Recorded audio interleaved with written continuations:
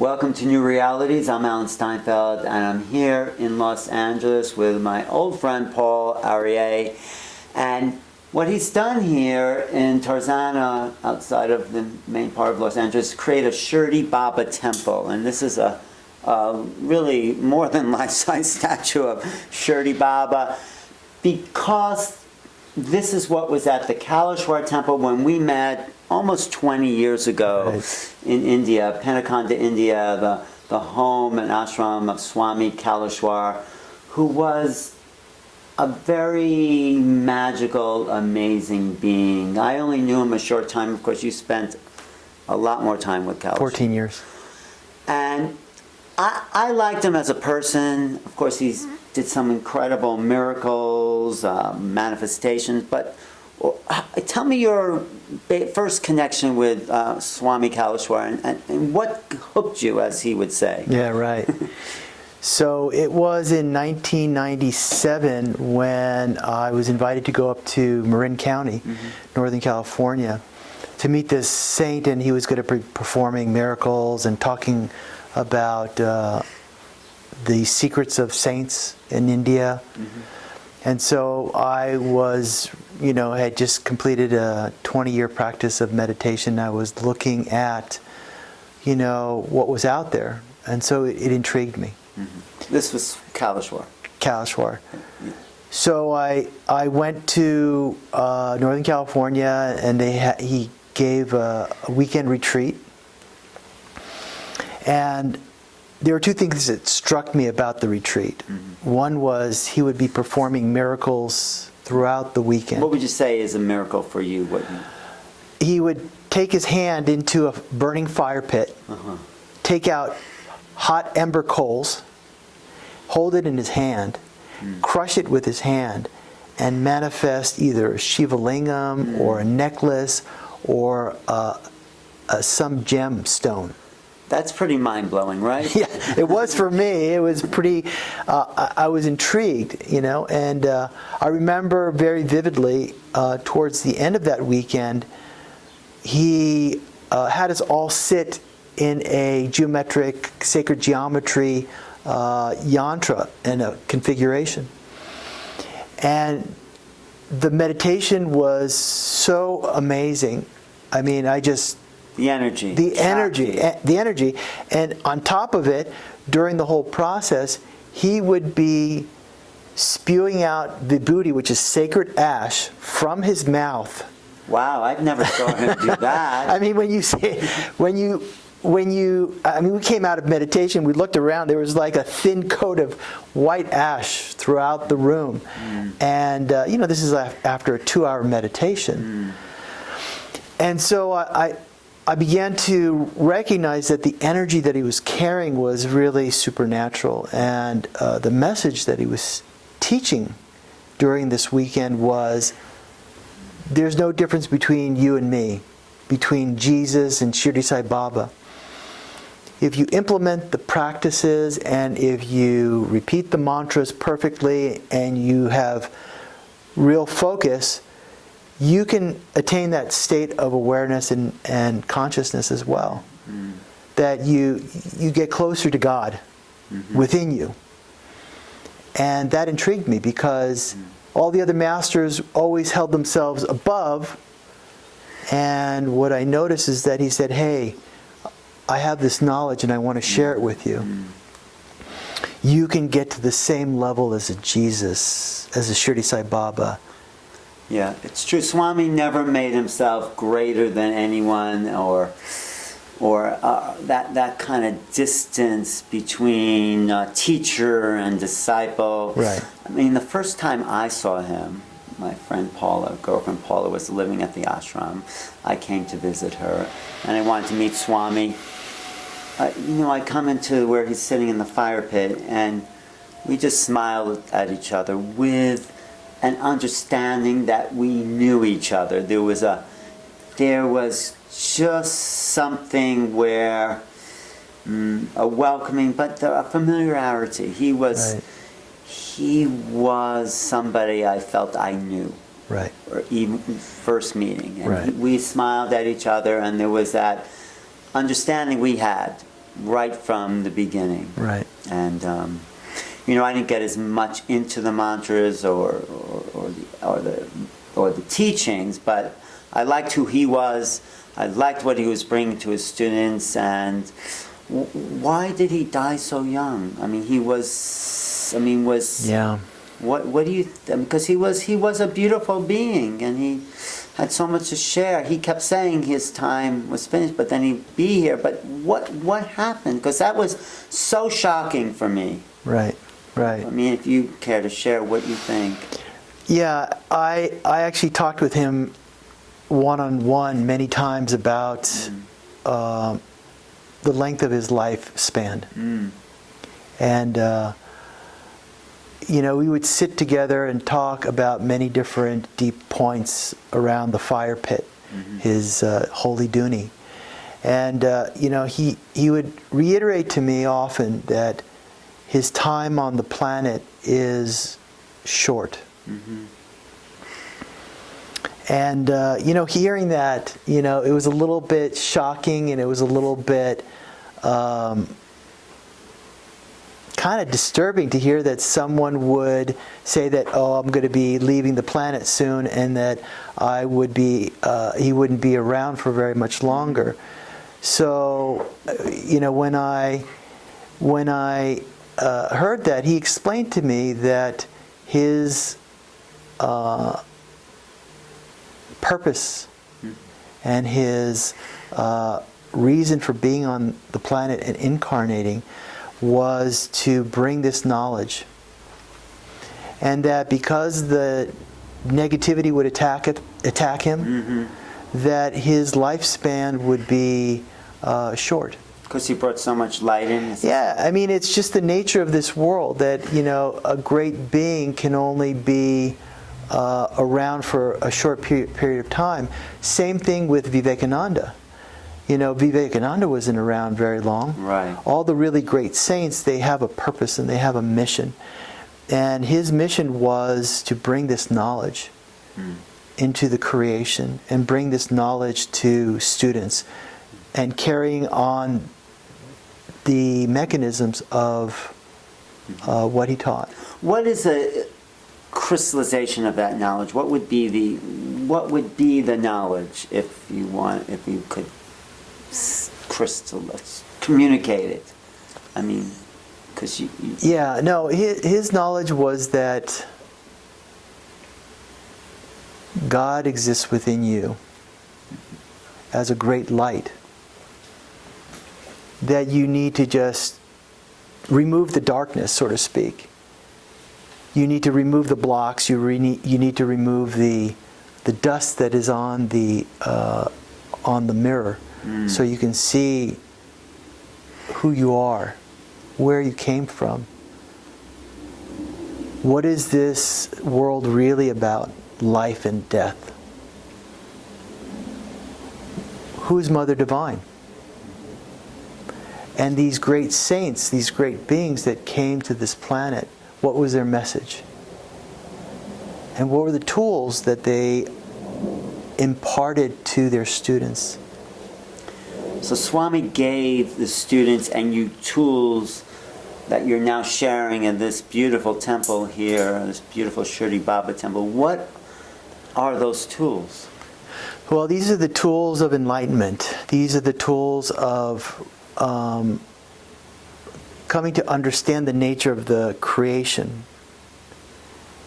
When you take it in stages and levels of consciousness, we think we're this body, right? Right. But the great saints, they're able to go beyond the body. They're able to soul travel. They're able to go into yoga samadhi for several days at a time. They're able to heal at a distance. They're able to communicate with the angels. They have a personal connection with Mother Divine. Mother Divine being, I think I know what that, how would you define Mother Divine? She is the active energy behind of all creation. So she is that Shakti, she is that consciousness, she is that divine feminine within this creation. She is the essence of the material creation, the manifest world. Right. She's that energy. She's that power. She's that manifest. So one of Swami Kaleshwar's mission was to bridge that gap. And so he was able to bring his students and give them darshan, which is to be able to see and to experience directly, not in theory, but to have a darshan of Mother Divine. And for many of his students, dozens, we were able to get to that peak point in our spiritual practices where we were able to witness, experience, and communicate directly with Mother Divine. What was that like for you? Because that's because people don't have those experiences. I understand that, but that's the break in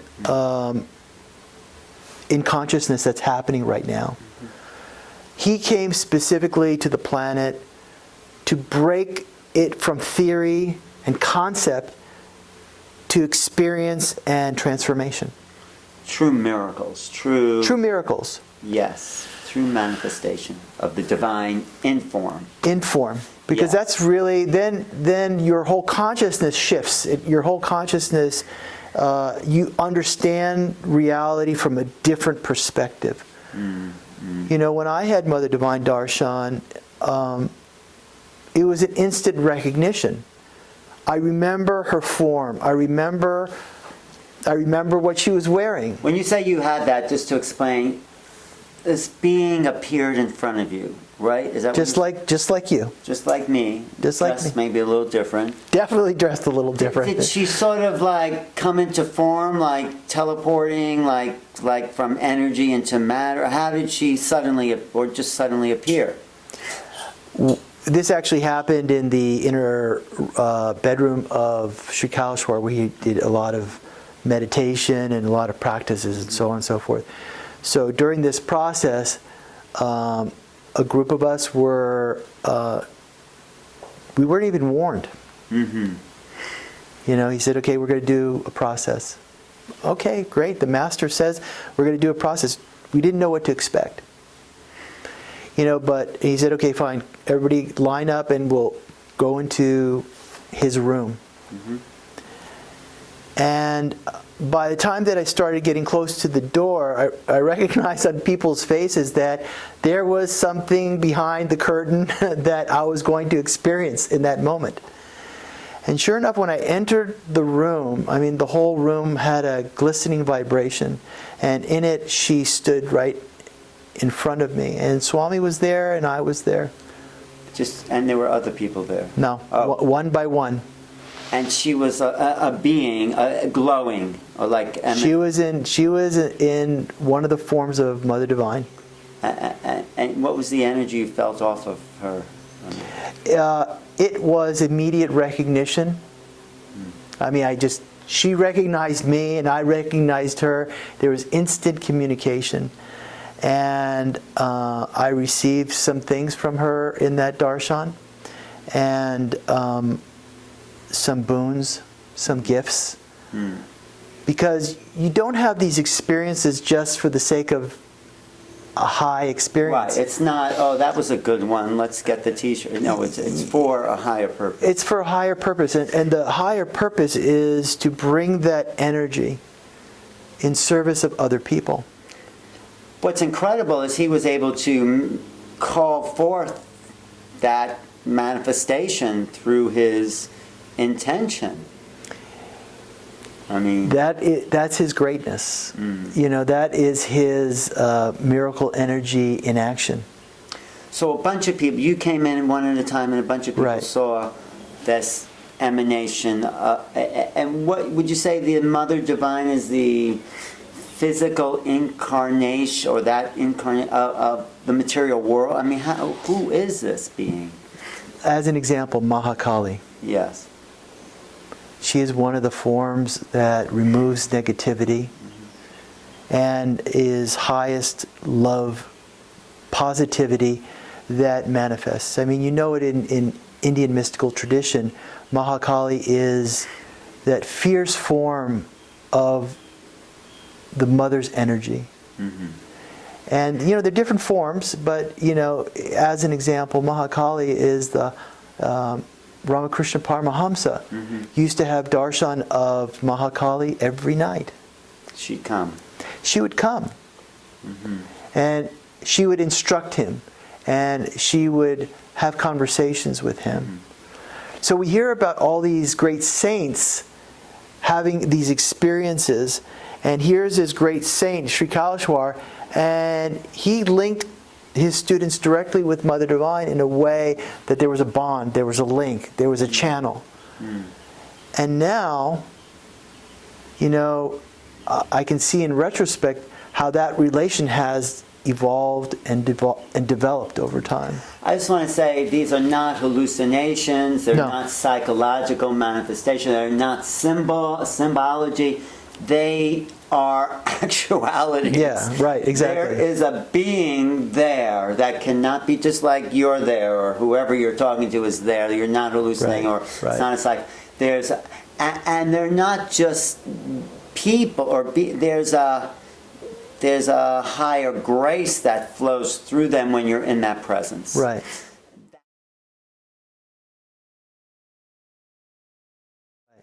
That's the miracle. You know that when Paula was in Penaconda, she experienced so many miracles, not as a translucination or a hypnosis or anything like that. She received amazing gifts through miracle energy. Yes, my old girlfriend Paula went to Penaconda to see her, and actually Swami married us. And were you there for that service? Oh yeah, I remember very vividly. You do? Yeah, I do. Remember it. It was great. What do you remember? You guys were in the bliss, that's for sure. It was actually. It was. Nice. It was a great celebration. I had my Jewish mother there, Anya, to walk me down the aisle, and it was a great celebration. Yeah, It was. yeah, it was. I have pictures of that. But getting back to Paula, she would stand in front of the statue like this. Of Shirdi Sai Baba in Penaconda, yes, right? in Penaconda, just like this one. Right. And the statue animated. Right. And these little crystal, I would hold these white lingam stones came out of the mouth of the statue. Yep. How do you explain that? You can't explain it. There's no logic to these things. But you saw many miracles. Can you just share some of the other miracles? Because Sure. when you're in touch with that divine energy, this is Kaleshwar in the corner over there, looking down at us, looking over. When you're in the presence of these beings and beings who've done a lot of spiritual practice, there's less of a veil between the worlds, and the divine comes in. So what did you see, if you care to share some of the other? You know, his objective was, while he was in the body, to be able to have us recognize the reality in this creation, that anything was possible. Healing was possible. Divine souls were real. Angels were real. Mother Divine was real. Jesus is real. That the illusion of life and death, you know, you need to pull away the mystery so you can begin to experience it like the way Jesus did. I mean, that was what caught me and interested me so much, was that I could experience the same things as Jesus. Like what was that? What would that be? In 1998, I participated directly in a miracle where I was in a process that Swami directly instructed me to take bottles of water in a bag with roses and just hold on to it for as long as I possibly could. And I'll never forget it, because during that process, my whole body was just vibrating and shaking with the energy. I mean, really, I didn't know how long I could really last. And that in the process of that instruction, the water that was in these water bottles changed to oil. Really? Yeah. What kind of oil? Like sesame oil. Regular cooking The oil. water changed to oil. Yeah. Just by, Boom. you did mantras over these water bottles. Yeah. And some alchemical. It was a transformation of the energy that was really running through my body. That was the transformation. It's tapping into that miracle energy, and to know whatever is possible. And these miracles are there as demonstrations. It's not designed that, oh wow, miracle, wow, like we should pursue miracles. Swami was always keen on understanding the mechanism of miracles. Right. Of course, Paula, my old girlfriend's favorite miracle was Kundalini Yoga. Oh, right. The Kundalini Yoga. Tell them what Kundalini Yoga. She was a little obsessed with that. Yeah. Kundalini Yoga is about cutting and refixing. And you see it in various different Shirdi Sai Baba, he was able to perform Kundalini Yoga on himself. There's a story in the Sai Satcharita where, he literally cut up his body and was strewn all over the floor. And in the West, it sounds really kind of strange. It actually does, yeah. It does, yeah. But in the East, they know it as a practice of yoga, a mastery of the energy, the miracle energy, which happens as a result of great austerity practices. And the beauty of that teaching is that you learn the mechanism of creation.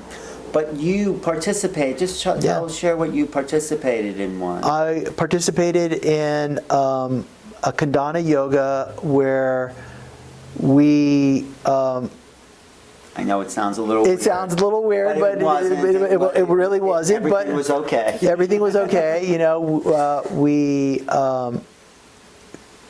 We actually cut the head of a chicken.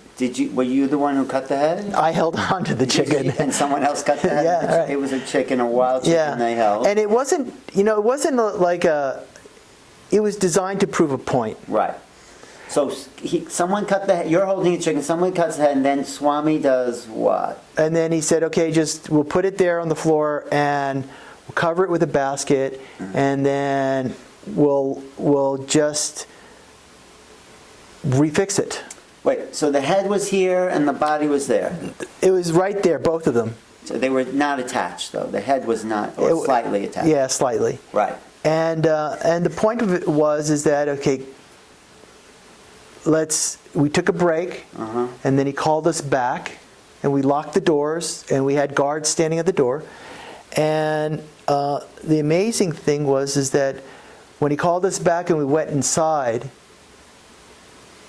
and we took the basket off of where the chicken was, it was back to life. That same chicken? That same exact chicken. How do you know it was, I'm not being skeptical, but how did you know it was the actual? We locked the doors, no one went in, and no one was allowed inside. And we had guards on the door just to make sure that nothing would, be suspect, so to speak. So, and then we asked him, I said, and he talked about this before, he talked about how Muhammad took the bone of a dead cow in the desert, and he was able to regenerate that being because he understands the mechanism of creation. This is what Swami was trying to teach you guys. This is what, because we asked that question. We asked him specifically. I said, Swami, what's the mechanism, and what are you trying to teach us? And what he said is that how to become creators. That with the energy of creation, life and death are really illusion. You've heard this, Alan. Yep. This is all people talk about. Yeah, of course they say that, yes. And if you understand the mechanisms of creation, destruction, and regeneration, then you understand, like a great saint, what life is all about. So because we may talk about it, maybe you know it, but they have kind of an inside scoop on that, on the laws of creation. Right. And he used those laws to put that chicken back together. Yeah, and it was really fascinating because we didn't understand the components of what goes into these miracles. And he explained it. He says, when I'm doing this miracle, Mother Divine is there because the source of all miracles is Mother Divine. She has to be there. And wherever Mother Divine is, Shiva needs to be there because he's the one that's responsible for the souls. Oh, is that? I didn't Absolutely. know that. Shiva? Okay. You know, in the Jewish tradition, when they sit, they're sitting Shiva. Oh, right. Are you? Because I also want to ask you about your Jesus darshan. Right. Do you want to share that? Yeah, I'm happy to. Even Jesus was able to perform that same miracle where he was able to bring the dead back to life. Right. This story of Lazarus. Right, exactly. So, has Swami, since there's that illusion of life and death, has Swami, though, communicated since he's been on? I mean, what can you tell of that presence that's still here? Obviously, this is a manifestation of Kaleshwar, this temple that you've created. But have you had any close contact with Swami? Absolutely. You want to share any? Absolutely. You know, his energy is very accessible. And you just have to tune in to it. How would someone tune in? You can get his personal mantra. It's in one of his books. He shared that with people. And it's not so difficult. You know, we think that because they're not in the physical body, that we can't access and connect it. You know, I was blessed that I had 14 years to live with him, study, and clarify questions and remove doubts. And he guided me during that whole period. So I felt very blessed. Of course, when he left his body, you know, I was devastated for a period of time.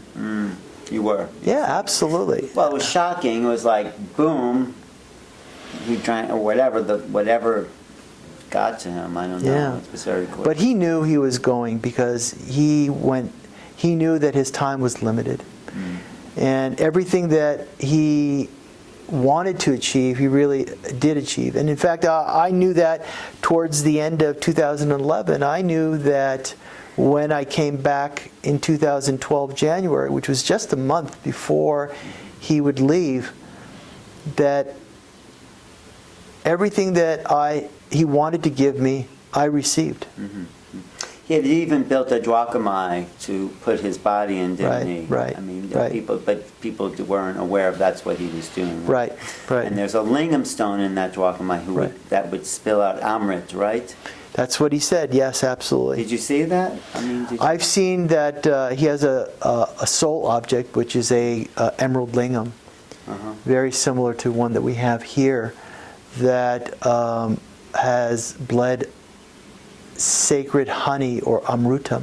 You saw that? I've seen it, absolutely. I even have some of it from the amrutam? Yeah, absolutely, from some of those processes. Actually, you said some of these lingams actually bled. Right. What did you do to make them bleed?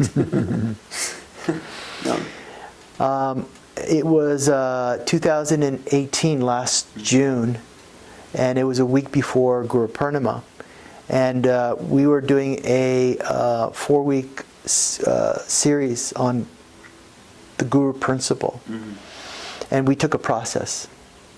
And we had a mantra, and we had an intention to manifest that divine energy in our lives. We wanted to know it's real. I mean, it's one thing to want it, but it's another thing when the universe really gives you a confirmation back.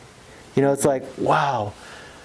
And so the week before Guru Purnima happened, we came in here to do an Abhishek to the Shiva Lingams there, and it was me and 3 or 4 other people. And you know, we were setting up, and all of a sudden, one of the people started noticing that these water spots on the lingam. You know, it was like little, like the pores. You know, the sweat coming out of it. And I'm looking at it, and it was growing. It was actually starting to increase The water. the water, and you could start seeing it all over the Shiva Lingam. And we videotaped it and we put it on our website. But was it blood? No, it was actually, it was like a liquid, oilish type of honey That manifested. that manifested. Amazing. And we were there for 15 minutes, and it was just pouring out. Wow. I mean, it was very shocking. Well, did you do anything to activate that, you think? Or I think it was part of the process of the meditation practices that we had started 4 weeks prior. oh, I see. So it was a manifestation of your intention. It's always a combination of our efforts, the practices that we did, and it's always the divine saints that allow it to happen, so to speak, as a confirmation that yes, you're going in the right direction, or yes, I am here. And that's really the bridge. It's through these miracles. It's not just the miracles itself, but it's a confirmation of the energy that it's real.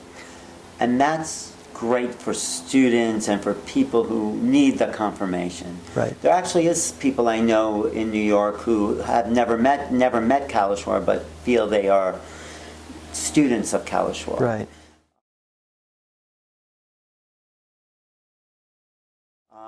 But you were there 14 years, and now most people have gone on with their lives, and you dedicated yourself to these teachings. Why did you do that? Why did you build this temple? What was going on for you that you felt you needed to do this here in Tarzana, California? Well, when I came back from India, and after he passed, he had talked to me many times. He said... Wait, that was in 2012, sorry. 2012 is when he passed. And he was about 50 or 40? 39. He was only 39? Only 39. Oh my God. Incredible. But anyway, sorry, but I'm just like, I thought he was older, but no. So anyway, so when you came back... that whole 14 years, he was training me, and he was teaching me, and he was constantly telling me, build a center in Los Angeles. He was saying that when he was alive? Absolutely. Uh-huh. He would send me here on trips to find property for him.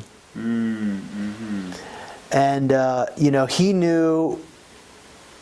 he knew my soul dharma. He knew what I was meant to do in this lifetime.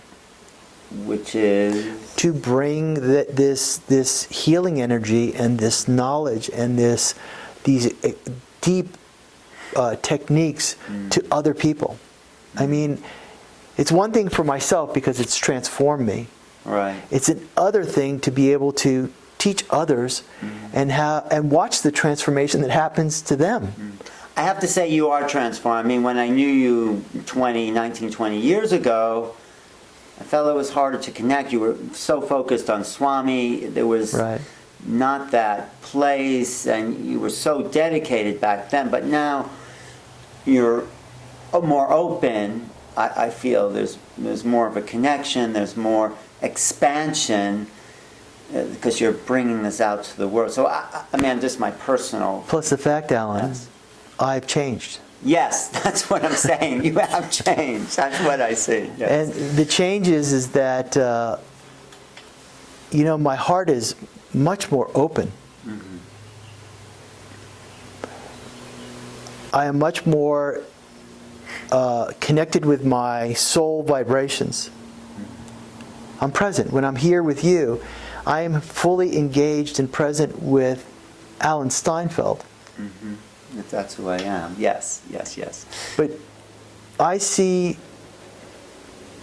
a piece of consciousness which is within me also is within you. Mm-hmm. Yes. And when I see that, I see a very open heart. And I see a very wise person that has had beautiful experiences in his life that have taught him lessons. That's why originally I reached out to you, because you had that open heart. You had an experience of Swami Kaleshwar. So it was really natural for me to just kind of like No, it's great. It's great. Yeah. No, I had an experience, and Paul, when Swami was visiting in New York, he was going to stay with me. That was a great blessing. I'll never forget that trip to New York. I went there, and it was like, go check out Alan's place, you know? I know you came up and measured the vase too. How was my vase too? I forgot, but obviously, you know, it was good enough for him to come and visit you there. He did visit, but you know, the problem, there was no hot water that day in my building.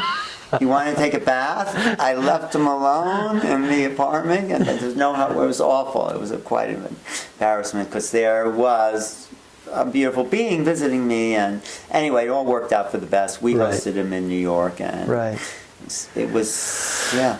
It was 2001. You know, it was 2000. It was 9/11. Yeah. He came there September 11th, 2000. Right.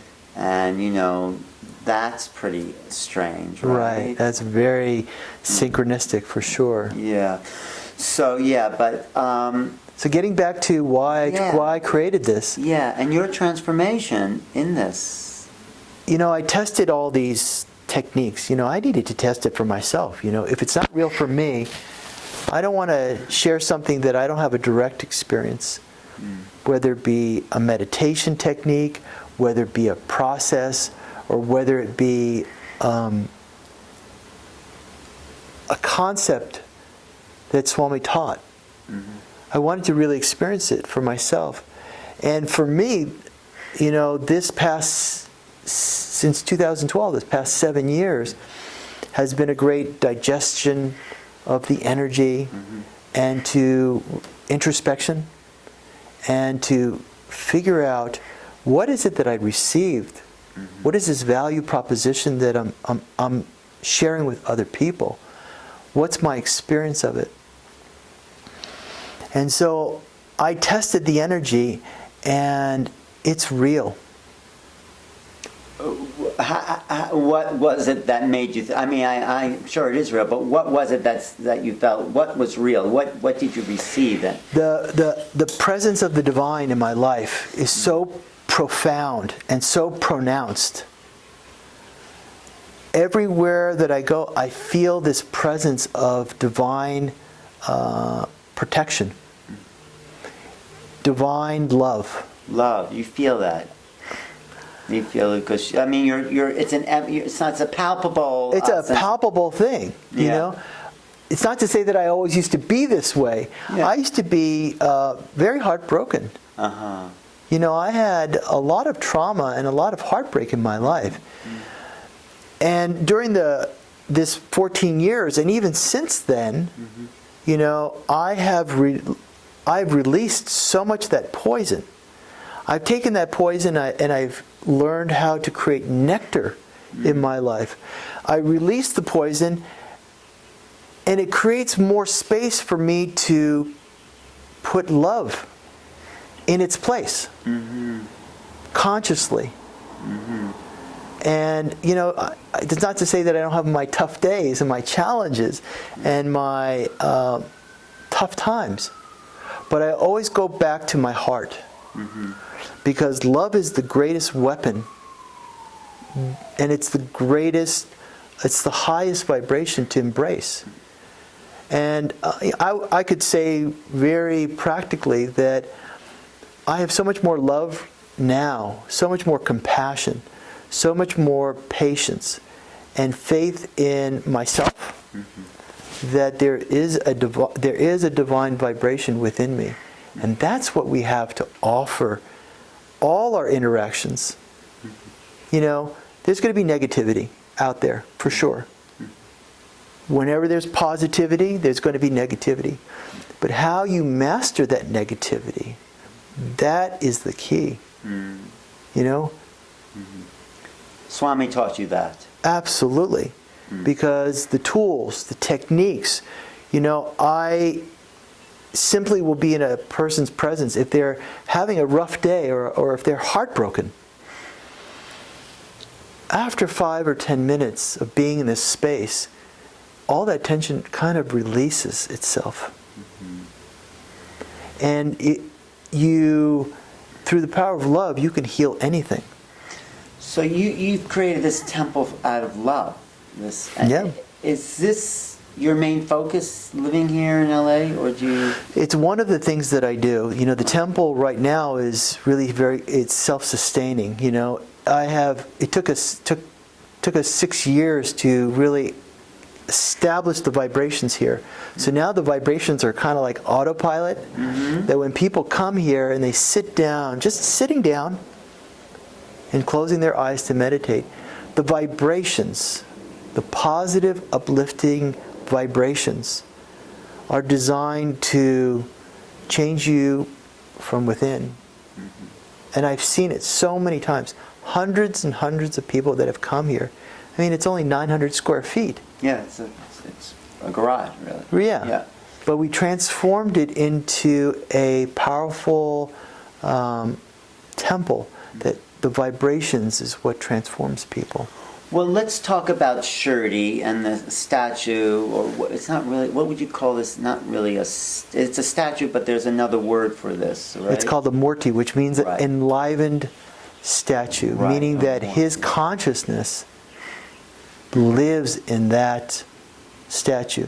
And I know this because I've had people have come here and they've had this statue turn into a flesh manifestation of him. Well, I know he is for real. I visited Shirdi, where he lives, Shirdi Baba, and there's a samadhi there, and bent down over the head of the samadhi, and there was a communication. Right. There's a presence there. Right. I sat on his rock in that position, his Right. famous position, and Right. no, there's a familiarity. There's a love, let's say, of Shirdi, and people watching this first time may not understand the relationship between Kaleshwar, Swami Kaleshwar, and Shirdi Baba. I mean, do you want to talk about that a little bit? Yeah, when Swami Kaleshwar was only 14, Shirdi Sai Baba came to him in physical form. He was a student. He didn't know anything. He didn't even know who Shirdi Baba He was studying law, wasn't he? Or He was in high school he was in high at that time, and was he the Sai Baba? Was he connected to that Satya?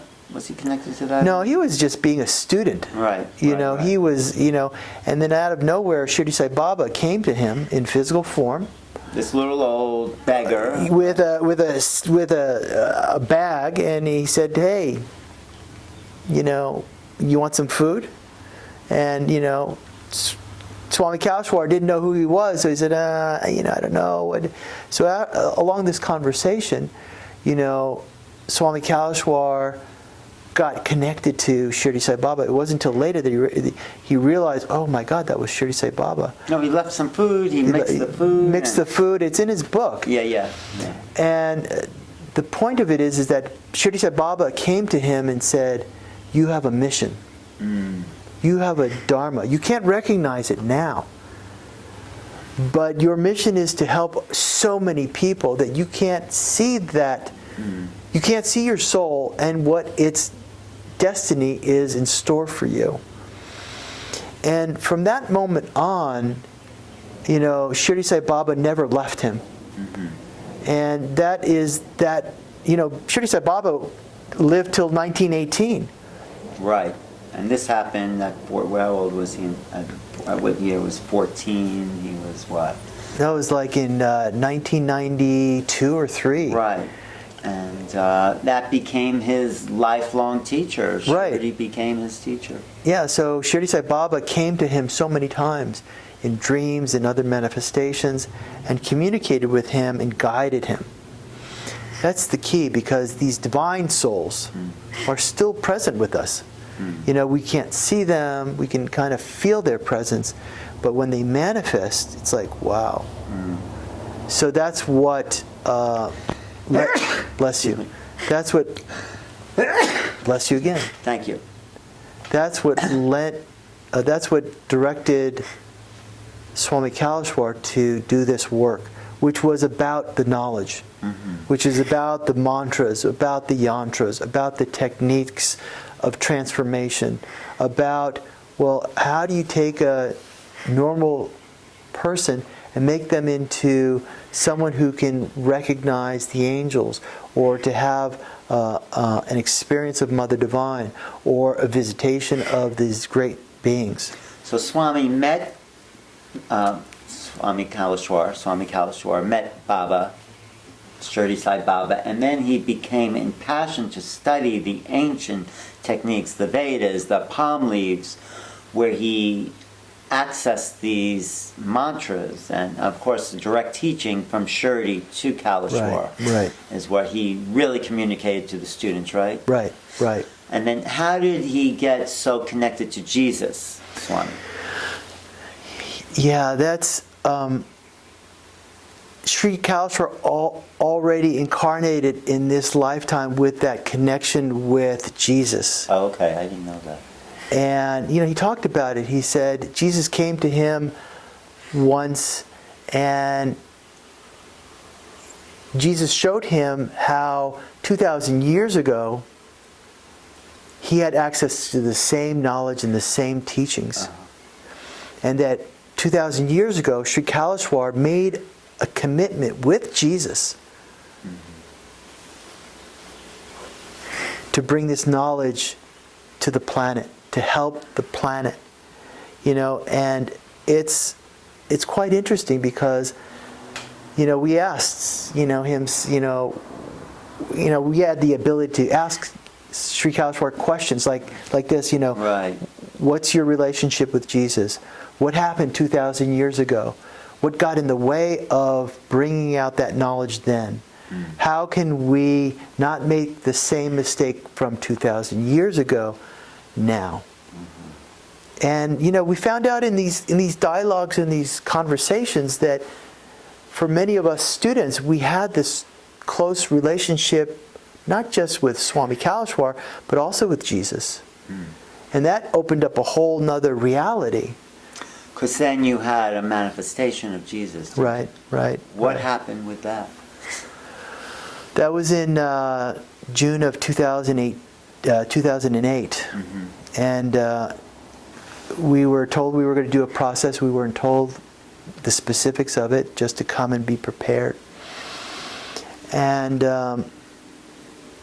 we were told to, one by one, go into this back room where Swami was waiting for us. And, a few people went ahead of me, and they would go in and then they would quickly come back out. And I'll never forget the witnessing other people's darshans. Darshans means witnessing, like I'm witnessing you right now in a physical form. That some experience was there. There was a curtain, there was a door, and I went in. And as I went in, there was Swami Kaleshwar on one side, and there was a physical manifestation of Jesus right in front of him. And at first, all time stopped. Well, you were stunned, weren't you? I was in awe. I was in awe of the energy of it. The fact that I was in the same room with my master and the physical form of Jesus. That's pretty amazing. That's amazing, yeah. And I thought to myself, this is only like a 1 or 2 second thing. But when I had that thought, immediately Swami Kaleshwar grabbed my hand. He grabbed my arm, and he didn't have to say anything. He's like, "You're not going anywhere." So how long were you in there? I was there for a while. Like a half hour? I mean, enough to know that it was not a hallucination. It wasn't a hallucination. No, enough to know it was real. You saw the clothes he was wearing. I saw the clothes he was wearing. I saw his hair. I saw his features. And, there are certain aspects of a miracle that you can't talk about. Right. But there are certain things that I can talk about. And, there was communication. There was an instant recognition. There was like a deep understanding that our souls had met before. What was the feeling? Did you feel like a charge or something? Did you feel? There was electricity in the air for sure, And, I had the opportunity to really pranam and put my head down in reverence and gratitude and like that. And then, towards the end of that darshan, Jesus raised his hand and he gave me a couple of power objects. Materialize them. Materialized them. Can you share what they were? Yeah, they were 2 crystal lingams. And it was later which Swami explained to me what they were. They were, one Shiva lingam was a Shiva lingam that represents that male, a divine male energy, and the other one was a Shakti lingam. And in those 2 lingams, I could heal. And you're using that for healing. And I use that quite often with healing. What I do is that I pour water on them, and then I give the water out to people, and they take it for healing purposes. And I in a closed door meeting with some of the people that went in and had that experience, he called on me, and he asked, "Do you know what you received?" I said, "No." He says, "Come up and show me what Jesus gave you." And I looked at it. He says, do you see that? Do you see that?" And I looked at it. And I looked at one of the Shiva lingam, and there was this dark blue light that was emanating, which was like the eye of Shiva. It was like amazing. He says, "This is a Shiva and Shakti lingam." And we all know that Shiva and Shakti are the 2 aspects of this creation. And from that moment on, my life really changed. And how? From vibrationally from the inside, I became more, peaceful, more patient. You definitely are more peaceful and patient than when I knew you before. No, it was probably that, but I think, your work, your devotion, your dedication, it's the process of working on the self, polishing the stone. Yeah. But that is a beautiful story. Did you touch Jesus? I mean, was you like he handed these to you? Did you? If you want to, that's okay. That's okay. I mean, it's just we had an amazing interaction. That stuff you don't forget. Those are those moments. Alan, we have the ability to go back in our consciousness and in time to those moments in our life that transformed us. And I oftentimes go back to those moments which were powerful and transformative, and through my inner consciousness to pull that energy into the present moment. That's a good teaching. Thank you. That makes sense. That feels. Because in the healing work, that's what we have to offer. Through our soul, through our vibrations, through our love, through the heart. That's how we touch people. It's not in any action that we do. It's not in any thought that we have. It's in our presence, in the moment we're able to share energy with other people to uplift them. That's what Jesus' message was. That's what Swami Kaleshwar's message was.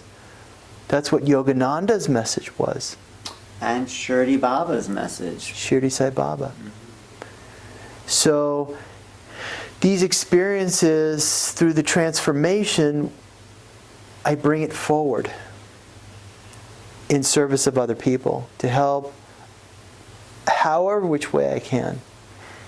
Whether through the teachings, through kindness, through gratitude, we help other people.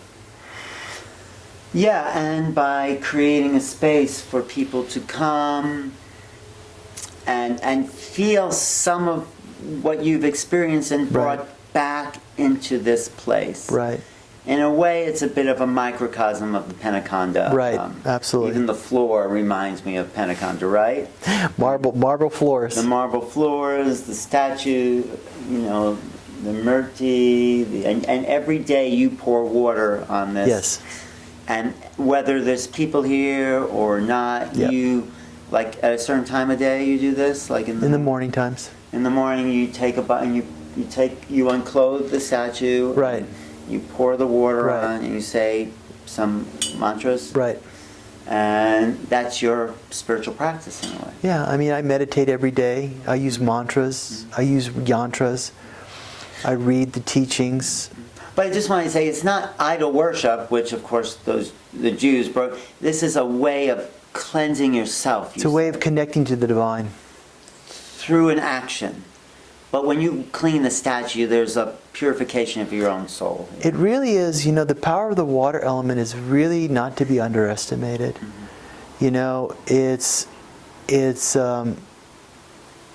It's not a statue. It's a living, breathing, vibrational entity in that statue. How's that? Because it embodies Shirdi's energy? 100%. So you're feeling the presence of Shirdi. 100%. And if anybody has a doubt, I invite them to come to the temple, sit down and meditate, and experience it yourself. Okay. I can't convince anybody. They have to have the experience themselves. Yeah, I mean, so how do people just show up here? Do they call you, make an appointment to come? I mean, I know there's certain holidays we're important, but how do people, if they're in the LA area, We have a website. which is? The simplest is sstusa.org. SST, Shirdi Sai Baba Temple. Shirdi Sai Temple USA.org. But we have the abbreviated version, Right. sstusa.org. And so they would find out when the hours are open. Right. And you welcome people. This is Yeah, like, absolutely. People are welcome here. We have fire ceremonies every month, twice a month on full moon and new moon. We have meditation classes.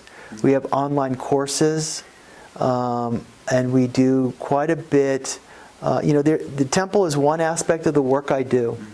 I have two other ways that I do the work. I have my own personal consulting and life coach practice. Oh, I didn't know that. Okay. Where I incorporate the teachings and help people in personal transformation and in organizations, because organizations are just people. Right. You know? Manifestation of that, of course, yes. And I took a lot of the teachings and my own personal experience in transformation and have built it into a practice that helps people turn within and to bring their best part in their work environment, in their communication, in their human-to-human interaction. What's your other business practice? We have the Sri Kaleshwar University. Oh, okay. Where we do online courses every other month, 4 weeks. Break 1 month, 4 weeks. And we go into the different teachings. Right now we finished the first course on angels. And we talk about how to access the angels, how to connect with the angels. What do we need to do on a meditation practice, on a daily in and out? How do we access our own power? And how do we access the mystical part of life, Angels, divine souls, things like that. Right, and also the basics of Swami's teaching, I guess, were the 5 elements. Right. That's, you start there, that's where he started with his Right. students. Right. I know when I was bringing Emoto, Emoto with the water crystals? Right. I did the water mantra in my bathtub 40 days, and we had a very successful event. Right. So there isn't, it's the words, it's the, what did Swami call them, Bashakra, The seed vibrations. yeah, what was his? Bijaksharas. Bijakshras. Yeah. It's the power of those vibrations and the intention behind that. Right. Actually, if people want to see Swami go through all the elements, you can look at my fire ceremony Right. from Topanga. Right. Have you Right. seen that Right. video? Yes. Very powerful. You've been really blessed. You know, I have to tell you, you know, Swami has been to your place. Yes. And he's participated in many fire ceremonies. Yeah. And because he saw your capacity.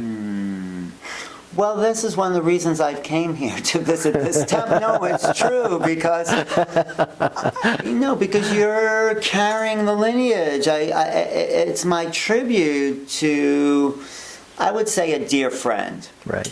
And yes, I feel like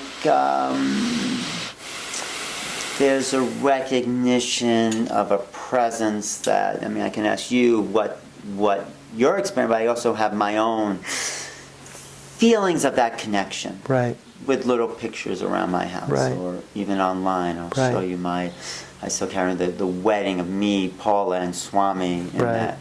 But yes, thank you for saying it, because thank you for reminding me, because like we share that brotherhood in a Right. sense. Absolutely. That living essence. I mean, when we're talking, Alan, don't you feel Swami's presence? Well, he's looking right there. No, I feel it because all the familiar things, and yes, we're invoking that presence. Right. And I do feel it in that way. Do you feel it stronger when you're talking, sitting with me? Because this is our association. And Right. Well, you feel it, but it's just your life in a way. You're carrying that vibration, because he kind of initiated you to be a carrier of this message. Yeah, he did. He So did. It's become your life. I mean, what else would you want to do, right? You know, in life, Alan, you have to do, my personal feeling is that you have to do in life what you're passionate about, what brings you happiness, what really helps other people. What really excites me is when I teach people meditation, introduce them to the mantras. You know, sit with people in front of a fire puja, doing mantras, and seeing people actively engage in the fire puja, releasing their pain, releasing their poison, letting go of stress, and then seeing their face lighten up, and the transformation and the power behind the mantras and the fire element, how it changes people. That's rewarding. Yeah, because I think a key to that is because you have changed with that process. You're holding the energy. It's like someone once told me, you can't teach someone to ride a bicycle unless you know how to ride a bicycle. Right. Because you've had that same process, you're Right. also creating a field that allows. I know it's real. Yeah. And you're energizing the field with that. I'm creating with that energy. Yeah. And you have some beautiful beings helping you, because you're become a vehicle. Absolutely. Absolutely. Transformation, yeah. It's about, you're exactly right. There are many divine souls which are helping the work to be done. And what's the work? It's transforming ourselves from a normal existence to a existence of meaning. That's love. Right. I mean, instead of, I would say norm, I would interpret that as an unconscious awareness, mundane, an automatic reaction, reaction. That's right. We oftentimes don't realize that we're not really coming from a place of choice. We're coming from a place of reacting from pain. Right. That's a really good point. So many people think this is the only way to act. They think it's normal. Yeah. They're in pain, they'll strike out, they'll yell, they'll scream, they'll get upset, they'll get other people upset. Right. Empowerment is about recognizing where you are, and then moving to a healthier vibrational field. You know, I've been there in pain. You continue holding on to pain, it creates suffering. All suffering is holding on to pain and continuing the cycle of pain and not letting it go. Right. And we have a choice, but how do people realize they have a choice if they have not felt they have? What's that magic? That's a great question, isn't it? No, it's really a great question because yeah, what you're saying is, how do people get out of their patterns of pain and suffering? Yeah. How do you get out of it? You know, first you got to recognize that, you know what, I'm in pain, I'm heartbroken, I don't want to live this life. This is not what I was meant to be. Right. That's the spark. That's the first change. Then taking that and recognizing and reaching out to something that you can't see or you can't recognize and sending a prayer. You know, I'm in pain. You know, the last relationship really got to me. I need to get rid of this pain. I don't know how to do it. Please, universe, I need help. Bring me a vehicle that can help me. Because it's not someone doing it to you, someone showing you how to do it and empowering you to take the action yourself. That's empowerment. If I do it to you, you're going to be dependent upon me. Then you'll be a slave to me. I don't want that.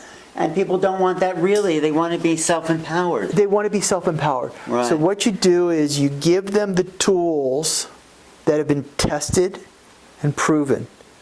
And working with those tools long enough so that you can see the results yourself. It may take weeks, it may take months, it may take years. But the power in the elements have the ability to dislodge and remove the thorn from your subtle body. Yeah. I think it's that dedication. It's the words, but it's the intention. It's the intention and the correct tools. If you don't have the correct tools, you're taking power. You need power in order to really remove these blocks and these stagnations from our system. Then once you remove them, what are you going to put in its place that's going to rejuvenate and nurture? Right. Nurture. Because you can pull the poison out, right? But then what are you going to put in its place? It's important that as you're destroying and taking out those toxic patterns, whatever, taking out the toxic and putting in its place either by affirmations or understanding that your thoughts are powerful. Your thoughts are powerful, Alan. If you're going to entertain a negative thought, you're giving more power to that tendency. Take out the poison, replace it with something which is going to create a positive result in your life. Which could just be a practice. It Right. could be a meditation. It could be meditation. Mantra. It could be abhishek. It could be before you react to someone with anger, pausing. Because when we get angry, we're letting go of our energy. We're letting go of our life force. I learned that a long time ago. I was like, wow, that's exhausting. You know, Yeah, you were angrier. I was. Yeah. Absolutely. Yeah, you yeah. ask anybody who knew me then. I know. That's why you're meeting a different person here. Yeah, or it's the same person transformed. And I guess the anger was about pain, really, right? Absolutely. Because under every person that's anger, there is pain that hasn't been resolved. Did you know what that pain was? Or Yeah. you did? And when you got it, how'd you release it? Because this is... how'd you release it? How did you go in there and free yourself from that? That's power. Because once you know that you have the power to change, that if you put your intention behind it and you're given the tools. I use the mantras. Mantras are very powerful, you know, and I was able to dig out those karmic seeds and pull it out. And also, you know, I prayed a lot. You know, I asked Baba, I said, Baba, listen, I know I'm anger. I know I'm experiencing this pain. I want to get rid of it. I don't know how. I need your help. And he responded, showed me how to release that pain. And then once I released that pain, I learned that I needed to change my thought patterns. You know, when I see someone that they're annoying me or they're making me upset, I make it a point not to judge and criticize that person with a negative thought. You never notice that? You know, you think, what an idiot. Right. You know, that We say that about Donald Trump all the time. I know. Right? But you see, you know, what am I creating with that? What I'm doing is reinforcing that person's mindset where they're stuck. I'm not creating anything positive. So how do we create something positive out of our own reaction? We have to recognize, you know, Swami was brilliant when he said, you know, see what's running in you. Recognize that. Release it out. I mean, he gave the tools. You know, I'll give you an example. Yeah. You'll notice that whenever we're sitting talking, I'm taking a deep breath, right? I'm taking in that positive vibration, and I'm releasing that stress or that friction point or that energy. And I'm working with the energy to not get stagnant. When I had a bad day, you know what I do? I go for a walk. And I put my intention, I mean, if you take a look around, most of the time we're looking at our phones. You know, it's kind of like, okay, what text message am I getting now? What email am I missing? This person's, you know, put the technology aside. Go into the nature. Listen to the birds. Feel the sun on your face. Breathe the air that's swaying through the trees. Look at the vibrations of the limbs of the trees and how beautiful they're flowing in with the sun and the wind. And actually say, I want to feel those vibrations that are in nature. Once you start focusing on nature, nature automatically will take and suck whatever poison you're going through. Granted. That's good. Walking on the beach. Try to be upset walking on the beach after 10 minutes. Right. No, yeah, nature, what did Swami say when you released energy back into nature? Decharging. Decharging, that's what he'd call it. Yes, you decharge that. Right. Yeah. Well, Paul, I have to say it's very nice sitting in the temple here. How do you feel? I feel actually very good. I feel very. You look completely different. I do. From me. You look really. I just came back from like a 5-day festival of screaming millennials, but lightning in a bottle, which was fun. But it could use some of this vibration. It could. You feel relaxed? I feel very good here. I mean, I feel like, I feel that presence that was in Penaconda. Right. And you brought some of that essence here. This is a chair Swami would sit in. There's a little red chair. The statue. It's not just the artifacts. It's your intention and your dedication, I have to say, to bring the vibration. Right. Here. And, it's a spiritual discipline you've created. It's your little oasis. Yeah, it's your gift from Swami to you, and from Swami to the world. This is what he wanted. The students would come, they'd sit in the Baba temple, or they'd go upstairs to the Jesus temple, which was new when I got there, but it was being dedicated. And you've brought something back to Tarzana, California, in the valley here in California. Little bit of bliss, little bit of Shakti, little bit of a place where people can turn within. Yeah, because these are not just pictures of people. These are really masters who've done the hard work, you know. Shirdi would take on the welts of dogs that were beaten in his village, and that story really touched me. When Right. a dog was beaten in the town of Shirdi, Shirdi Baba would break out in welts to heal the pain. Right, exactly. And, these are beings, not Hindu, transcend the Hindu. These are beings who've done the inner work to know that they are the divine embodiment, and we're just learning, or I'm still learning that understanding that we're using our personality, our anger, whatever it is, to work through something to reach something eternal. Right. And these masters have shown us that these are not fabrications. These are people who show the way, Right. like Jesus or Buddha or any of the masters who have come forward to talk about what's possible. And being here is also a reminder of what's possible. That's Right. what I see you've created. And for yourself, right? It's a daily reminder. You can't avoid it. Exactly. This is your own discipline to be here. Thank you. Anything you want to... Are you taking another trip to Kailash? Are you doing anything coming up? Yeah, we're figuring out our next schedule.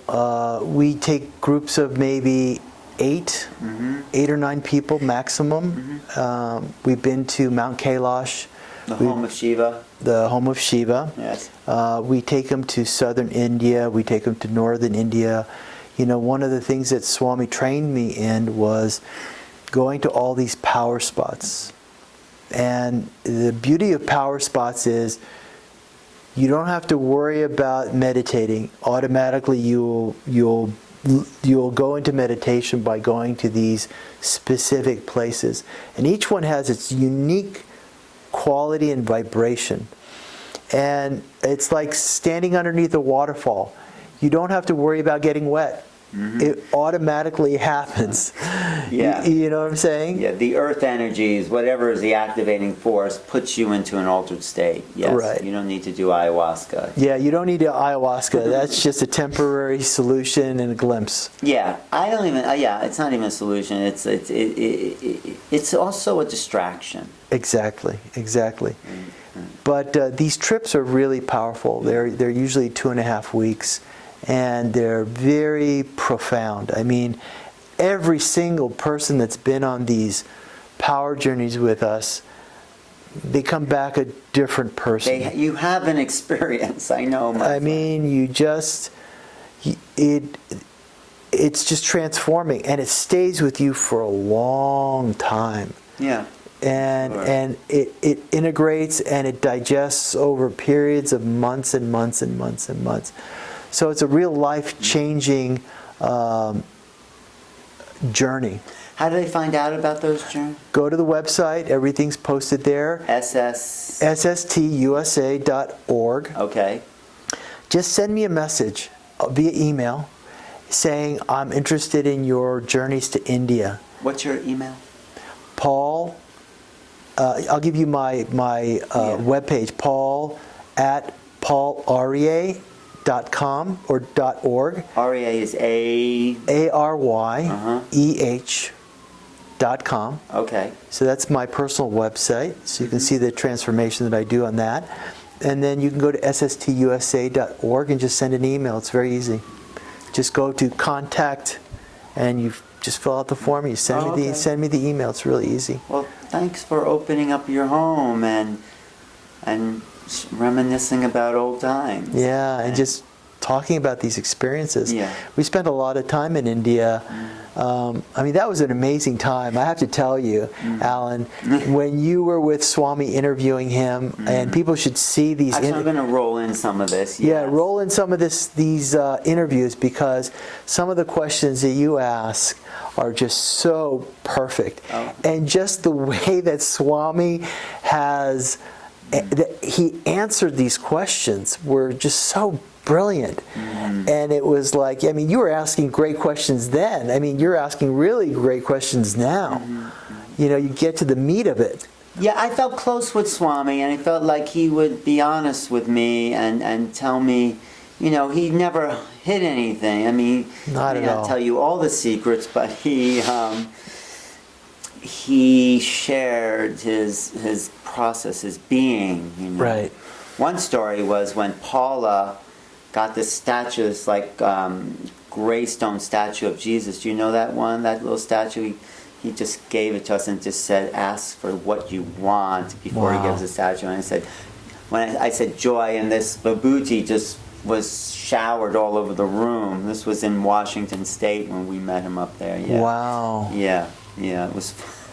So Paula still has that statue of this. So all this vibhuti came from the statue? I don't know where it came from. It just came out. It just came like kind of flying out. I don't know if it was a statue or not. I don't know. It was pretty. Wow, that's amazing. It was. It was just to see the manifestation of this ash. You know, it's like, how does that happen?